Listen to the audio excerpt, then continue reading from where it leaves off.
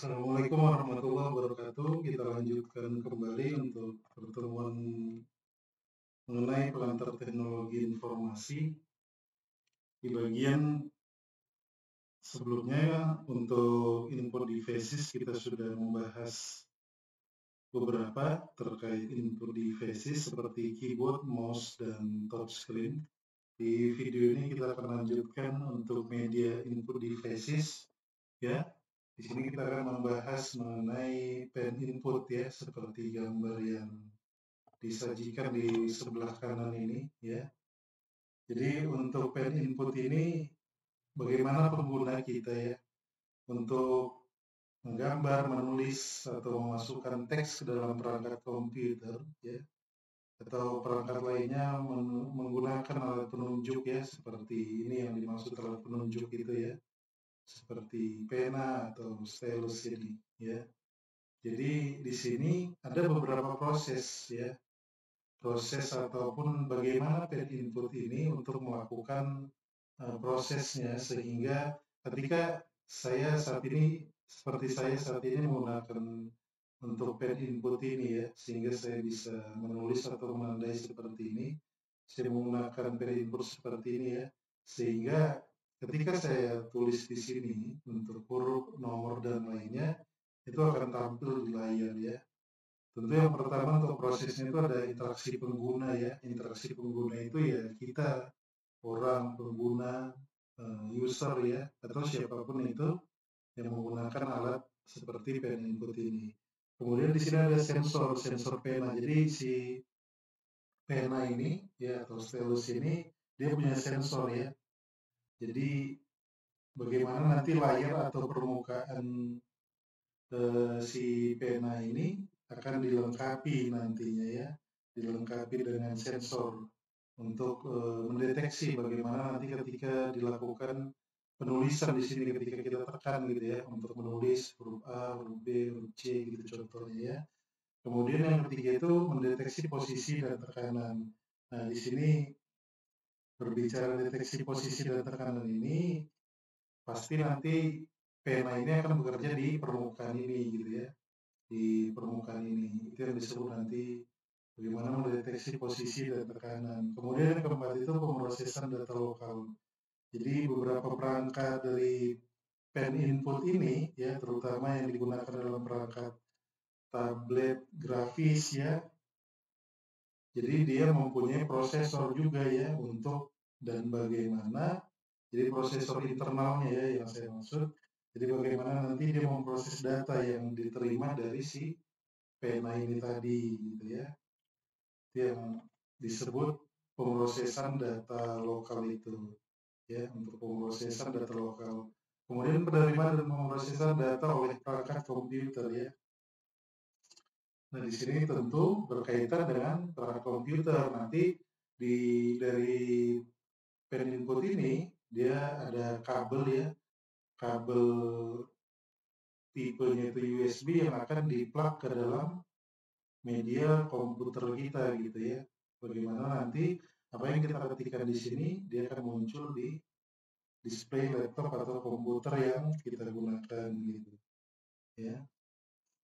Nah, interaksi dengan aplikasi dan antarmuka pengguna. Ya, ini interaksi aplikasi ya termasuk si display ini, display laptop ataupun komputer kita ini ya. Itu dia ya.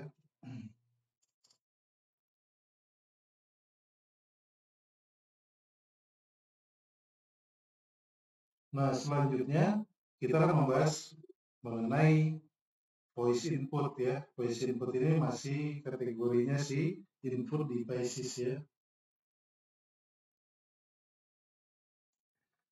Nah, untuk voice input ini sendiri, ini bagaimana kita ya untuk berinteraksi dengan komputer, perangkat seluler atau sistem lain ya. Jadi metodenya itu nanti input ini. Jadi banyak seperti media-media saat ini seperti Google itu sudah menyediakan voice assistant ya, asisten suara atau voice assistant ini di poin kedua ini. Jadi bagaimana ketika kita bersuara ya, ada di Google itu bisa kita lihat di masing-masing handphone kita. Di situ untuk voice assistant si Google itu ya, si Google punya voice assistant. Jadi ketika kita mungkin ya biasanya malas mengetik ya, kita bersuara saja, kita ucapkan apa saja itu kalimat yang akan kita sampaikan, itu nanti akan tertulis ya di barnya tampilan komputer ataupun di tampilan handphone kita ya. Itu perkembangannya ya dari si voice input itu, seperti ada ketik suara, voice typing ya, pengalaman berbicara, speaker recognition ya, pemahaman konteks, penerjemah suara, kendali suara di kendaraan, kendali rumah pintar, pengguna dalam aplikasi bisnis dan perusahaan. Ya, ini beberapa perkembangan penting yang ada di voice input tadi. Mungkin kita sering temukan juga di media WhatsApp kita ya. Di media WhatsApp itu juga ada voice assistant ya yang bisa kita gunakan ketika kita mau mengetik sesuatu, kalimat ataupun pesan ya, kita tidak usah mengetik, tapi kita bisa aktifkan atau kita tekan tombolnya untuk voice assistant itu sehingga nanti suara kita direkamnya ya. Nah, selanjutnya di sini ada gambar umum bagaimana proses voice input itu terjadi. Di sini ada 5 poin yang saya tuliskan dari rekaman suara, konversi analog ke digital, ya, pemrosesan sinyal suara, pengenalan suara, pemahaman konteks, interpretasi, dan respons. Nah, yang dimaksud proses ini ya bagaimana nanti perangkat. Jadi nanti contohnya si voice assistant tadi ya, ini kan berupa sebenarnya aplikasi. Jadi nanti bagaimana dia berinteraksi ke komputer itu tadi ya.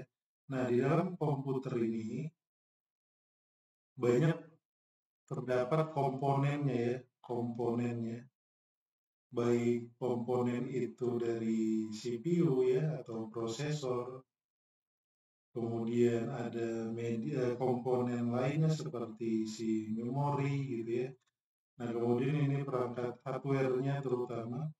Nah, bagaimana ini berinteraksi ya ketika ada aplikasi seperti voice assistant ini ya kita gunakan gitu. Sehingga nanti si handphone ataupun komputer kita itu bisa menerjemahkan apa yang kita sebutkan gitu ya. Nah, di sini itu ada rekaman suara yang suara ini ya. Rekaman suara ini proses ya, jadi ketika kita ingin menyampaikan pesan melalui ada di media WhatsApp atau di voice assistant Google itu, bagaimana proses kita mulai gitu ya, kita bersuara, kita menyatakan suatu pernyataan gitu ya, menuliskan pesan gitu ya melalui suara kita, ya melalui suara kita. Nah, kemudian konversi analog ke digital ya. Di sini analog ke digital itu biasanya disebut DC ya, analog digital conversion ya.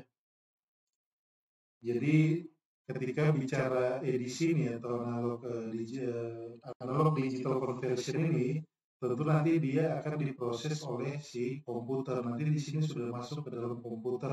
Nah, ketika bicara komputer ini artinya bukan komputer hanya komputer yang biasa kita temukan, tapi si handphone ini pun disebut komputer ya karena dia merupakan perangkat computing. Nah, nanti di dalam komputer ini seperti saya sebut tadi terdapat banyak komponennya, ada CPU, ada memori. Nanti bagaimana nanti disampaikan atau data itu tersimpan ke dalam memori pertama di hardware ya, bagaimana prosesnya nanti seperti dari bit itu ya, bitnya ke ASCII-nya gitu ya. Kemudian nanti diproses di memori, disampaikan ke CPU gitu ya. Nah, kemudian pemrosesan sinyal suara. Di sini tahap ini komputer ya. Untuk sinyal suara ini komputer itu memproses data suara digital ya. Disinilah melibatkan nanti pengolahan sinyal untuk menghilangkan misalnya noise gitu ya. Ini ada nanti teknik atau algoritma yang digunakan. Nanti di sini banyak teknik atau algoritma yang digunakan ketika kita menerapkan atau membuat seperti misalnya si voice assistant ini ya. Ya, di pemrosesan sinyal suara tadi. Kemudian pemrosesan pengenalan suara ya. Di mana pengenalan suara ini atau speech recognition ini ya inti dari proses semuanya ini gitu ya, di mana nanti si komputer ini menggunakan, misalnya dia menggunakan algoritma ya, dia menggunakan algoritma pengenalan suara ya, untuk mengidentifikasi misalnya di suara kita itu kan nanti ada fonem gitu ya, ada kata gitu ya, kemudian ada apa lagi misalnya eh, frasa gitu ya, ada frasa atau perintah ataupun eh, suara yang kita ucapkan gitu ya, yang kita ucapkan. Jadi bagaimana nanti si pengenalan suara ini ada algoritma yang digunakannya untuk melakukan semua proses ini gitu ya. Nah di sini di poin kelima itu ada pemahaman konteks ya. Jadi setelah pengenalan suara ini dilakukan, dilanjutkan di pemahaman konteks ya. Bagaimana komputer itu nanti mencoba untuk memahami konteks dari apa yang diucapkan ya. Di sini nanti tahapnya penguraian gitu ya. Itu dilakukan oleh penguraian si komputer ini tadi di dalam handphone ataupun perangkat laptop kita gitu ya. Nah, penguraian apa ya? Contohnya ya kalimat tadi, kalimat atau pengucapan yang kita lakukan gitu ya. Nah, kemudian interpretasi dan respon. Di sini nanti hasil ya. Ini bicaranya nanti hasil. Jadi bagaimana hasil dari proses yang sudah dilakukan dari poin 1 ke poin 5 ini ya. Jadi nanti bicara ini hasil dari pengenalan suara dan pemahaman konteks yang digunakan ya, sehingga nanti si layar tampilan komputer atau handphone kita itu menampilkan gitu ya apa yang kita ucapkan, misalnya saya speak gitu ya, nah nanti tertulis di layar komputer atau handphone kita ini. Ini bisa kita praktikkan di voice ini ya, ada di handphone smartphone itu voice untuk asisten Google itu ya, kita bisa tes gitu ya untuk voice assistant Google ini. Nah selanjutnya media input yang lain, di sini ada motion. Jadi motion input ini bagaimana nanti kita pengguna ya atau user kita kontrol perangkat elektronik seperti komputer, seluler dengan menggunakan gerakan fisik, atau nanti gerakan fisik ini ya kita menggunakan jari kita bisa gitu ya, menggunakan alat keyboard bisa gitu ya, menggunakan mouse gitu bisa ya, untuk ya bagaimana nanti untuk mendeteksi ini ya gerakan. Jadi di sini nanti ada poinnya, ada kendali gerak, ada virtual reality ya, sensor gerak pada ponsel pintar atau smartphone ya, kontrol rumah. Ini biasanya menggunakan misalnya kontrol rumah ini menggunakan IoT gitu ya. Kemudian ada biasanya untuk smart cities gitu juga ya.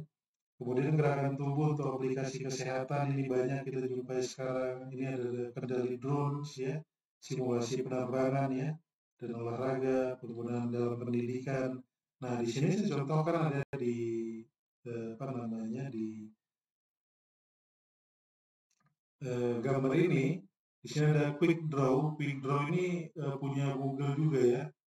Jadi kita bisa praktikkan ketika kita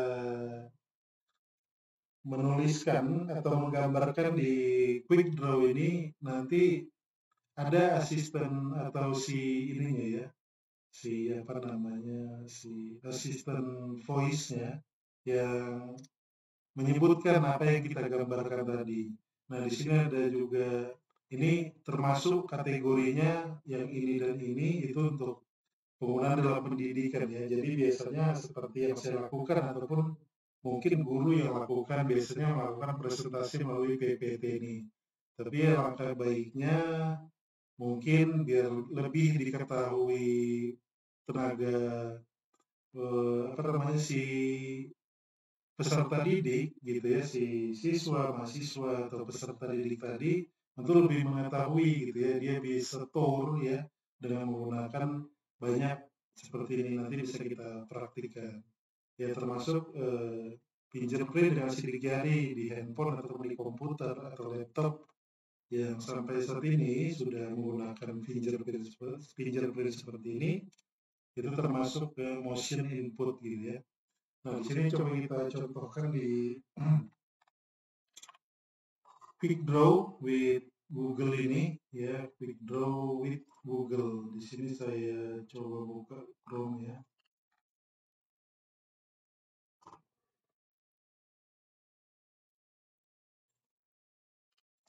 Quick Draw tadi Quick Draw with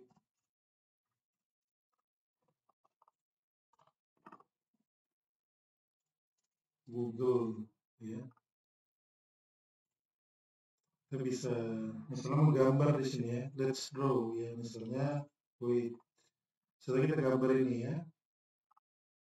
Nah, dia ngasih tahu kalau kita gambar itu circle katanya atau potato katanya ya, lingkaran atau kita buat ini. Nah, dia bilang planet. Nah, ini salah satu motion input tadi ya. Kita gambar ini misalnya. Triangle segitiga katanya, mountain.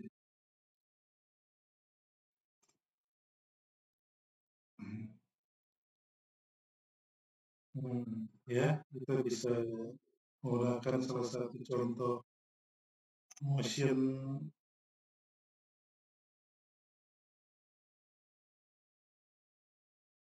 nah, dia bisa memberitahu apa yang kita gambar ya. Bisa kita buat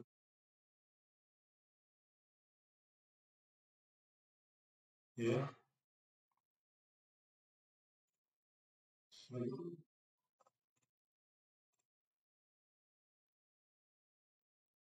Oh, I know, it's ball katanya ya. Luar biasa memang. Ya, itu perkembangan dari input motion itu jadi banyak yang bisa kita coba ya. Jadi itulah perkembangan teknologi. Jadi setiap 5 sampai 8 jam itu teknologi itu akan berkembang setiap 5 sampai 8 jam. Ya, kemudian di sini ada Indonesia Virtual Tour ya. Kita coba lagi. Bisa dilihat ya nanti masing-masing. Apa tadi? Indonesia Virtual Tour ya. Storage destination.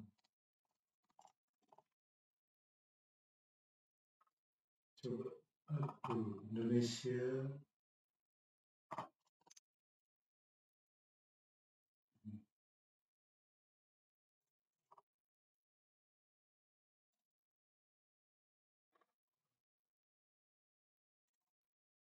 jadi dari misalnya seperti ini ya, peninggalan-peninggalan sejarah gitu ya, kemudian dari macam-macam destinasi ini ya, seperti misalnya Borobudur, kita search Borobudur, kita bisa melakukan ini gitu ya, secara visual 3D gitu ya, untuk melihatnya. Jadi ini tadi salah satu motion input tadi bagaimana kemudahan sampai saat ini kita bisa lihat ya. Kita bisa menggerakkan mouse atau ini saya menggerakkan mouse saya atau keyboard kita untuk melihat ini ya, salah satu candi yang ada di Indonesia, Candi Borobudur ya. Kita bisa lihat secara visual gitu ya. Ya bagaimana. Jadi ketika mungkin guru menjelaskan peninggalan-peninggalan sejarah ataupun heritage gitu ya, itu bisa menggunakan ini gitu, tidak hanya melakukan presentasi ya. Ini salah satu contohnya si motion input tadi. Ya, kita lanjut ya, nanti bisa dilihat ya masing-masing untuk motion input ini. Contoh ini saya tunjukkan seperti tadi. Ya, ada quick draw di Google, kemudian ada ini ya, Indonesia Virtual Tour, bisa kita lihat macam-macam destinasi, baik itu ada peninggalan sejarah ya, atau heritage tadi ya. Kemudian di sini untuk media input devices ada video input ya. Nah, di sini proses mengambil data visual ya dari berbagai sumber video eksternal. Maksudnya video eksternal ya mungkin suatu objek ya. Nanti suatu objek itu bisa menggunakan CCTV ya. Memasukkannya ke dalam sistem komputer atau perangkat lainnya ya. Metode ini mendapatkan sinyal video dari berbagai perangkat dan sumber ya, kemudian diolah, ditampilkan, direkam atau disunting ya ke dalam berbagai konteks. Nah, contohnya ini saya contohkan si CCTV ini virtual reality ya, bisa kita gunakan untuk melihat ataupun kita rekam untuk suatu destinasi menggunakan salah satunya virtual reality ya. Nah, di sini saya contohkan CCTV ya. Jadi di CCTV itu prosesnya secara umum bagaimana dia menangkap objek ya. Menangkap objek itu dari suatu objek gitu ya, baik di lapangan ataupun indoor ataupun outdoor gitu ya. Nah, prosesnya itu yang pertama ada pengambilan gambar ya, pengambilan gambar ini. Jadi proses dimulai kan kalau di seperti ini ya. Kalau di di CCTV itu terdapat kamera ya, terdapat kameranya. Jadi bagaimana kamera ini menggunakan sensor, nanti ada sensor gambarnya ya. Terdapat sensor gambar yang dapat berupa biasanya disebut sensor CCD ya. Atau CCD ini singkatan dari charge ya. Charge couple ya. Charge couple device ya. Nah, atau CMOS-nya, CMOS dari si CMOS ini complementary metal oxide semiconductor ya. Biasanya di perangkat komputer juga ada ini CMOS ini. Jadi bagaimana nanti CCD atau CMOS ini untuk mengkonversi cahaya yang diterima ya menjadi data gambar digital ya, data gambar digital. Ya.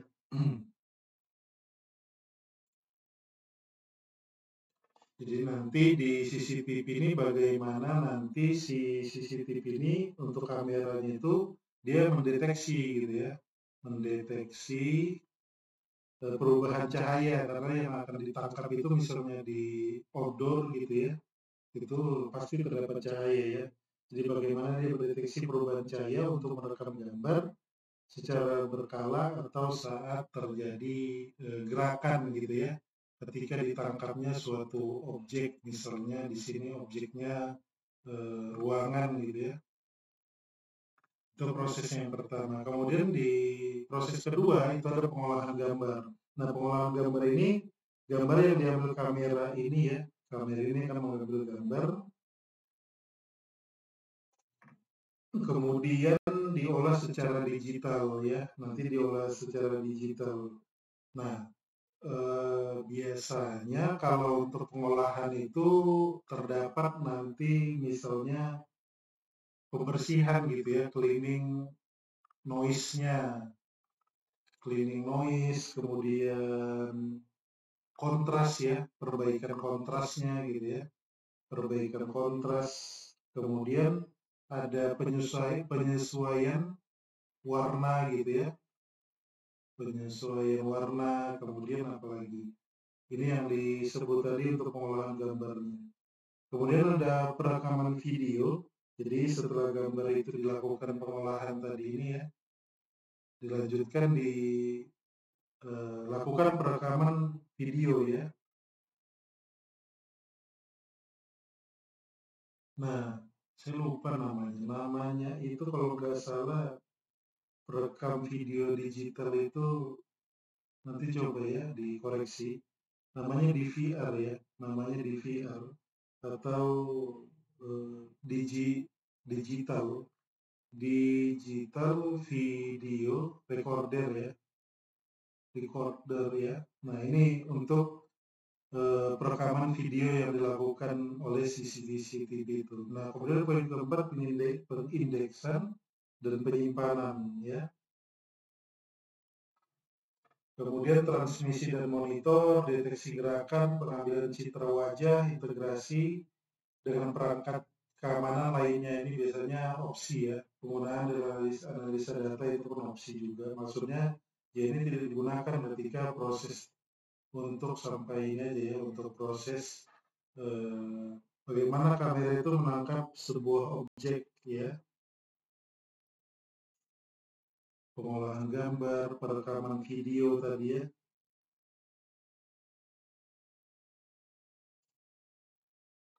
Nah itu untuk proses bagaimana penangkapan CCTV itu ketika dia menangkap sebuah gerakan nantinya ya, nanti tersimpan pasti ke dalam ya yang disebut storage ya, ke dalam storage ya. Nah di storage ini nanti pasti di sebuah perangkat, baik di bisa dilihat maksud saya lagi nanti untuk di perangkat misalnya komputer ya, dia pasti terhubung ke komputer ya, ataupun ke perangkat lainnya yang diintegrasikan. Maksudnya tadi ya, integrasi dengan perangkat keamanan lainnya.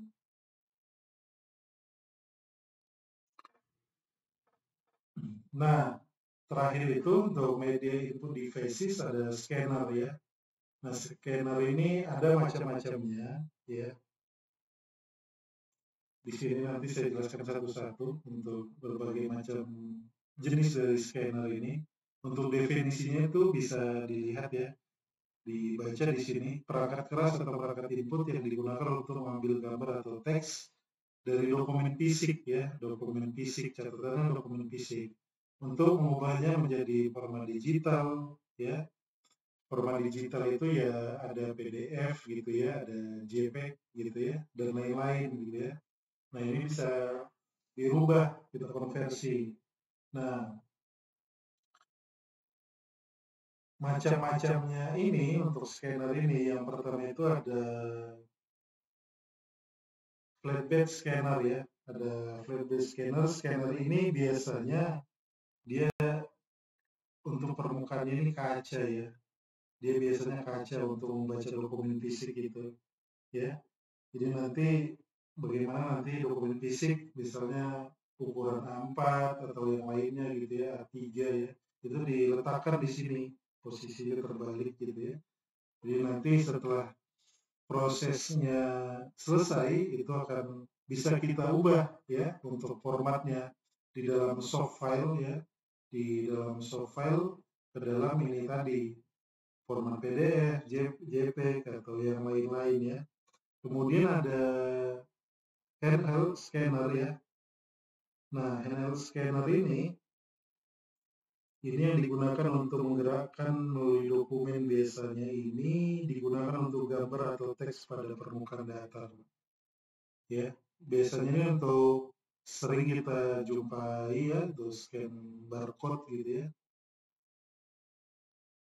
Biasanya terdapat di supermarket juga ya, di tempat-tempat media atau di retail penjualan ya. Kemudian ada sheet feed scanner ya. Sheet feed scanner ini, jenis scanner ini untuk biasanya satu per satu dia, ataupun bisa keseluruhan kalau nggak salah. Iya, dia untuk sheet feed scanner ini itu bisa dokumen yang banyak gitu ya. Jadi bisa kita masukkan ya. Terus menerus, kalau ini kan hanya satu-satu halaman gitu ya, kita scan selesai, kita ambil, kita letak lagi gitu ya. Tapi kalau ini bisa terus menerus gitu ya, kita untuk menycan dokumen fisik tadi. Kemudian ada film scanner kalau nggak salah ya. Kemudian ini ada drum scanner, ini bentuknya tabung ya, tabung silinder untuk mengimpor gambar biasanya digunakan ya. Ya ini macam-macam dari input devices yang mungkin sampai saat ini sering kita gunakan atau pernah kita lihat ya. Tapi paling tidak kita mengetahui, jadi dari macam-macam input scanner ini kita harus tahu ya bagaimana nanti prosesnya. Biasanya nanti di advance ataupun di selanjutnya ini hanya pengetahuan dasar. Jadi di input di Vesis ini juga nanti banyak algoritma yang digunakan ya. Karena semua proses yang terjadi di sini itu tentu nanti ada algoritma atau teknik yang digunakan.